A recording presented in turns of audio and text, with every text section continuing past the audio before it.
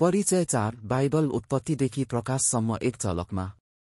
Bible के हो, परमेश्वरले के भन्नुभएको छ र अहिले के भन्नुहुन्छ? परमेश्वरको वचन बाइबल मार्फत।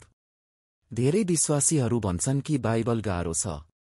उनीहरू भन्छन् कि उनीहरू बाइबल पढ्न सक्दैनन् किनकि यो गाह्रो छ, र यदि बाइबलबाट केही सिके पनि त्यो बिर्सिन्छन् किनकि सम्झन गाह्रो हुन्छ। यही कारणले गर्दा धेरै विश्वासीहरूले बाइबल पढ्न वा सिक्न प्रयास नै गर्दैनन्। प्राय विश्वासीहरूले परमेश्वरले वचन मार्फत के भन्नुभएको छ भनेर निरन्तर जान्न खोज्नुको सट्टा आफ्ना विचार, अनुभव, परम्परा, प्रवचनहरू सुनेर र बाइबलको ज्ञानसँग मिलाएर आफ्नो आत्मिक जीवन चलाउँछन्। र उनीहरूलाई लाग्छ कि त्यति नै पर्याप्त छ।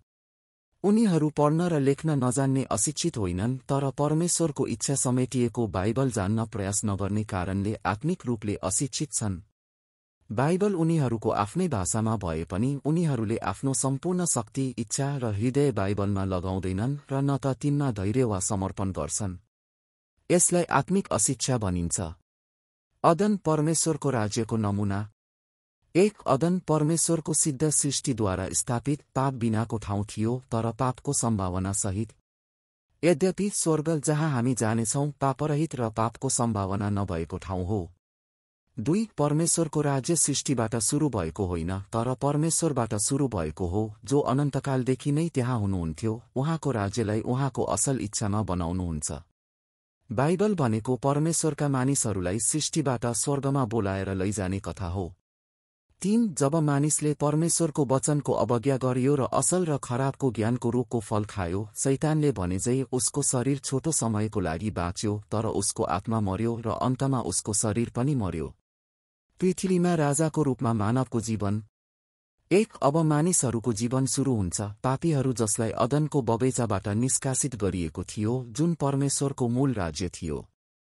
त्यो नयाँ ठाउँ अब अदन होइन।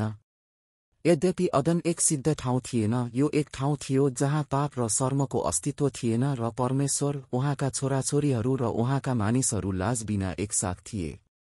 यद्यपि तिनीहरू अब यो अदनमा छैनन्। तिनीहरू अब परमेश्वरका पवित्र सेवकहरू होइनन्, जो केवल परमेश्वरका मानिसहरू, परमेश्वरका छोराछोरीहरू र परमेश्वरका मानिसहरूको रूपमा परमेश्वरको लागि बाँचे। अब तिनीहरू परमेश्वरको सामु पापी र संसारको सामु आत्मकेन्द्रित राजाहरू र राजाहरूका रूपमा, आफैको प्रभुको रूपमा तिनीहरू परमेश्वर जस्तै भए। राजा बनेका मानिसहरूले डर, लाज, बहाना, तुलना, हिंसा, क्रोध, हत्या र झुटको आत्मकेन्द्रित पापपूर्ण जीवन जिउनेछन्, परमेश्वर केन्द्रित जीवन जिउनुको सट्टा आफूलाई प्रकट गर्न। परमेश्वरका मानिसहरूको नमुना अब्राहम, इसहाक, याकुब, जोसेफ। यो परमेश्वरका मानिसहरूलाई पापी संसारबाट परमेश्वरका मानिसहरूको रूपमा र अब्राहमद्वारा परमेश्वरका सन्तानको रूपमा जीवन बिताउन बोलाइने प्रक्रिया हो। यसले इसहाकको जीवन मार्फत अब्राहमको जीवनमा येशू ख्रीष्टको क्रुसको कामलाई पनि जनाउँछ। यो याकुब मार्फत परमेश्वरका चुनिएका मानिसहरूको रूपमा जन्मिने र तिनीहरू परमेश्वरका जनहरू, परमेश्वरका सन्तानको रूपमा नबाचुन्जेल माथि र तल दोहोर्याउने प्रक्रिया पनि हो। यसले येशू ख्रीष्ट मसीहको जीवनको बारेमा पनि कुरा गर्छ। जोसेफको जीवन याकुबसँग एकताबद्ध छ। पृथ्वीमा राजाको रूपमा मानवको जीवन। अब इजरायल भनिने राष्ट्रलाई यस संसारको मिश्रबाट एक्लै परमेश्वरको शक्तिले बाहिर निकालेपछि परमेश्वरले उनीहरूलाई उजाड स्थानमा परमेश्वरको व्यवस्था दिनुभयो, जहाँ परमेश्वरले तिनीहरूलाई परिष्कृत गर्नुभयो र तिनीहरूलाई कनानमा लैजानुभयो। कनानमा उहाँका मानिसहरूको रूपमा उहाँका आज्ञाहरू पालन गर्न भन्नुभयो। तर व्यवस्था पालना र व्यवस्था पालन गरेर बाँच्नुको मतलब यो होइन कि परमेश्वरलाई छोडेर आफ्नै राजा बनेको मानिसले व्यवस्था पालन गर्न सक्छ र व्यवस्था पालन गरेर धर्मी मानिसको रूपमा बाँच्न सक्छ। बरु पुरानो नियमको इतिहासले बताउँछ कि हामीले जति धेरै व्यवस्था पालन गर्ने प्रयास गर्छौं, त्यति नै हामीले परमेश्वरका जनहरू व्यवस्था पालन गर्न असम्भव मानिसहरू हुन् भनेर थाहा पाउँछौं।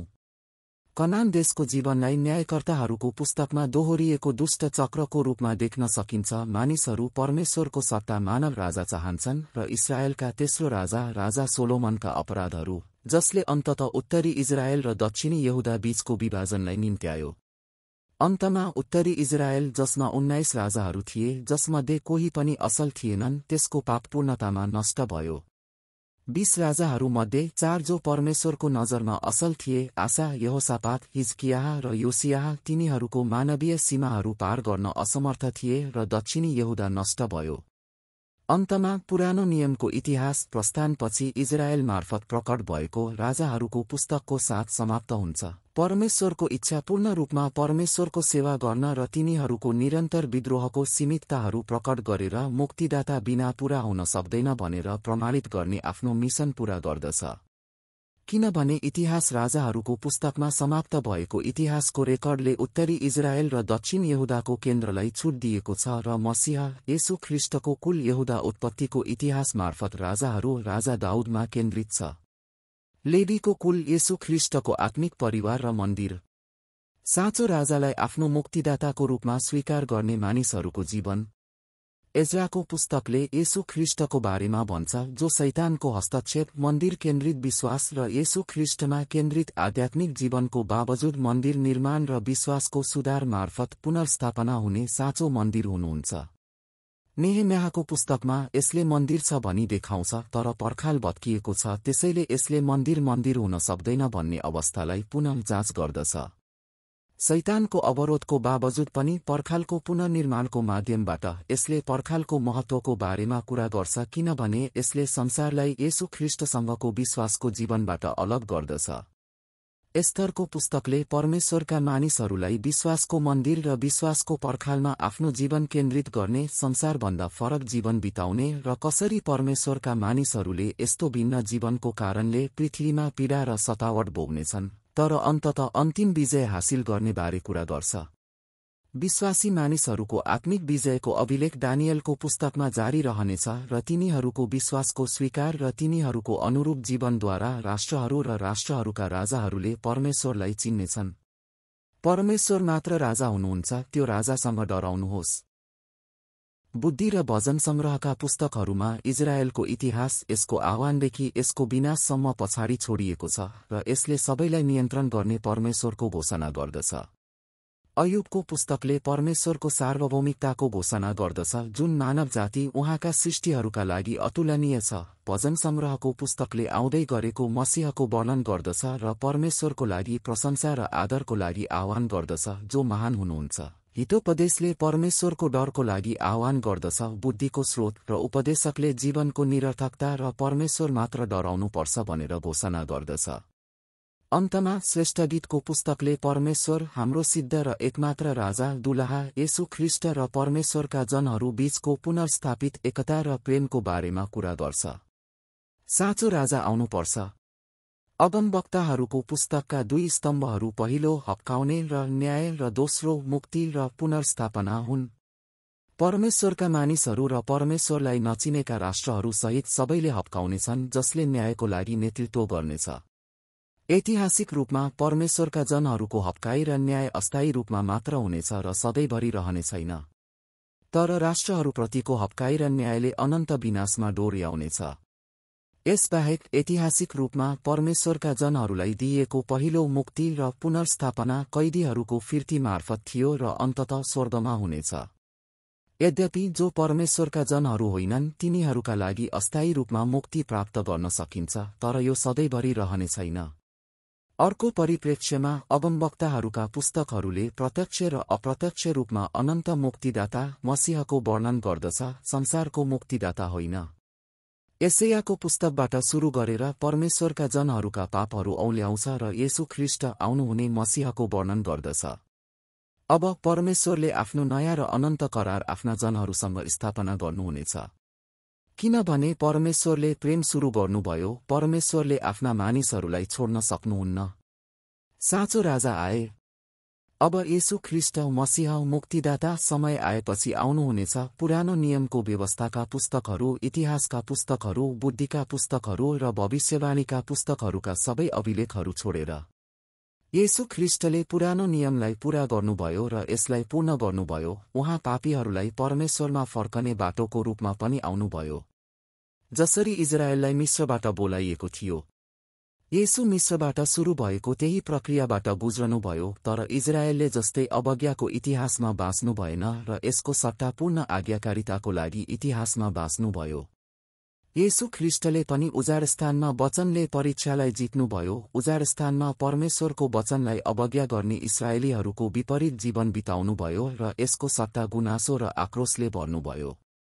र अन्तमा उहाँले सार्वजनिक रूपमा आफ्नो सेवकाई सुरु गरेपछि उहाँ कनानमा बस्नुभयो र परमेश्वरका मानिसहरूका पापहरूको लागि क्रुसमा मर्नुभयो।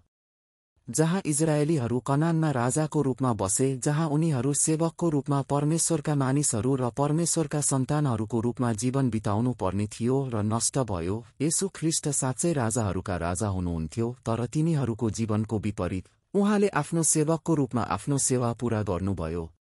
राजालाई प्रचार गर्नुहोस् संसारको अन्त्यसम्म। मुक्तिको बाटो अब येशू ख्रीष्टद्वारा खोलिएको यरुशलेम, सम्पूर्ण यहुदिया, सामरिया र पृथ्वीको छेउमा पुग्नेछ। र यो हाम्रा प्रभु येशू ख्रीष्टको आज्ञा हो, जसले हामीलाई प्रेम गर्नुभयो र क्रुसमा आफ्नो जीवन दिनुभयो। येशू ख्रीष्ट र परमेश्वरको राज्यद्वारा खोलिएको मुक्तिको मार्ग शैतानको प्रतिरोध गर्ने शक्तिको बावजुद पवित्र आत्माको शक्तिले परमेश्वरका जनहरूद्वारा विस्तार हुँदै गयो। र शैतानको निरन्तर अवरोधको बावजुद ख्रीष्टलाई आफ्नो मुक्तिदाताको रूपमा ग्रहण गर्ने ख्रिस्टियनहरू स्थापित भए, तिनीहरूको मण्डलीहरू स्थापित भए र सतावट र उत्पीडनको समयमा पनि वचनमा आधारित उनीहरूको विश्वास बलियो भयो। साँचो राजालाई आफ्नो राजाको रूपमा स्वीकार गर्ने मानिसहरूको जीवन। प्रेरितहरूका पत्रहरूले परमेश्वरका मानिसहरूलाई बताउँछन्, जसले सुसमाचार प्राप्त गरे र क्रिस्चियन बने, येशू ख्रीष्टको हुनुहुन्छ भन्ने बारेमा र सुसमाचार के हो भन्ने विषयमा। पत्रहरूले क्रिस्टियनहरूले कसरी क्रिस्टियनको रूपमा जिउनुपर्छ, तिनीहरूले क्रिस्टियनको रूपमा के पछ्याउन आवश्यक छ, र क्रिस्टियनहरूले आफ्नो जीवनबाट के टाढा रहनुपर्छ र हटाउनुपर्छ भनेर पनि वर्णन गर्दछ। ईश्वरको अनन्त राज्य, नयाँ स्वर्ग र नयाँ पृथ्वी। प्रकाशको पुस्तकमा यसले देखाउँछ कि सन्तहरू जो येशू ख्रीष्टद्वारा परमेश्वरका मानिसहरू बनेका थिए, शैतानको शक्तिहरूद्वारा पीडा र सताइनेछन्, आकाशको शक्तिको राजकुमार। तर यसले यो पनि घोषणा गर्दछ कि आउँदै गरेको न्यायकर्ता, राजाहरूका राजा थुमा येशू ख्रीष्टको कारणले परमेश्वरका सन्तानहरू विजयी हुनेछन्। हामीले येशू ख्रीष्टसँग विवाह भोजमा पवित्र दुलहीको रूपमा खडा नभएसम्म विश्वास राख्ने कुरा हो। त्यहाँ पक्कै पनि नयाँ स्वर्ग र नयाँ पृथ्वी हुनेछ, किनभने हाम्रा प्रभु येशू ख्रीष्ट आउँदै हुनुहुन्छ। परमेश्वर बाइबल मार्फत बोल्नुहुन्छ। परमेश्वरको राज्य हो जुन परमेश्वरले सुरु गर्नुहुनेछ, परमेश्वरले गर्नुहुनेछ र परमेश्वरले पूरा गर्नुहुनेछ। परमेश्वरले सबै कुरा गर्नुहुनेछ, किनभने परमेश्वरको राज्यको लागि उपयुक्त कोही पनि धर्मी मानिस छैन। परमेश्वरको चाहना हामी परमेश्वर हाम्रा पितामा फर्किने हो, र फर्कने बाटो हाम्रा कामहरूको धार्मिकताद्वारा होइन, तर परमेश्वरको धार्मिकता नयाँ जन्मद्वारा हो, जहाँ हामी पापीहरूको रूपमा मर्छौं र धर्मी रूपमा पुनर्जन्म हुन्छौं। र बाइबलले परमेश्वरका जनहरूका लागि पृथ्वीमा जीवन अपरिचितको जीवन हो भनी बताउँछ। बाइबलले परमेश्वरको सिद्धता र परमेश्वरबाट अटुट प्रेमको बारेमा पनि कुरा गर्छ। जति धेरै हामी मानिसहरूलाई असम्भव देख्छौं, हामी परमेश्वरलाई अझ सिद्ध ठान्छौं। बाइबलले परमेश्वरका जनहरूको निरन्तर पापलाई प्रकट गर्दछ, तर यसले उहाँका जनहरूप्रति परमेश्वरको अटल प्रेमलाई पनि प्रकट गर्दछ। एक क्रिस्चियनको जीवन जसले परमेश्वरको वचनलाई आफ्नो जीवन जस्तै धारण गर्दछ जारी रहन्छ। योसेफ सन्दर्भ। 1 असम्भव जन्म। 2 आफ्नो बुबाले गहिरो माया गर्नुभयो तर मानिसहरूले घृणा गरे। 3 आफ्नो भाइको पापको निन्दा र घृणा गरे। 4 आफ्नो भविष्यको उच्च स्थानको बारेमा भाइहरूको ईर्ष्या। 5 आफूलाई घृणा गरिएको ठाउँमा जान आदेश दिँदा पनि आज्ञाकारिता। 6 मार्ने भेट। 7 उहाँको लुगा खोसियो। 8 दासको रूपमा समान मूल्यमा बेचिएको।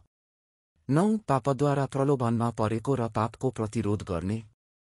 10 झुटा आरोप लगाइदै। 11 मृत्युको ठाउँमा 2 कैदीहरूसँग। 12 2 पापीहरूसँग, 1 मुक्ति पाएको र 1 मुक्त नपाएको। 13 दुःख कष्टपछि उच्च। 14 आफ्ना मानिसहरू र विदेशीहरूलाई खाना उपलब्ध गराउने। 15 आफ्नै मानिसहरू र दाजुभाइहरूद्वारा चिनिएको छैन र विदेशीको रूपमा व्यवहार गरिएको छ। 16 उसलाई बेच्ने र उहाँको विरुद्धमा पाप गर्ने मानिसहरूलाई क्षमा गर्ने। 17 सबै अधिकार प्राप्त भयो। 18 मानिसहरूका मुक्तिदाता र तिनीहरूका शासक। 19 ठाउँ तयार पारियो। 20 स्थितिको परिवर्तन,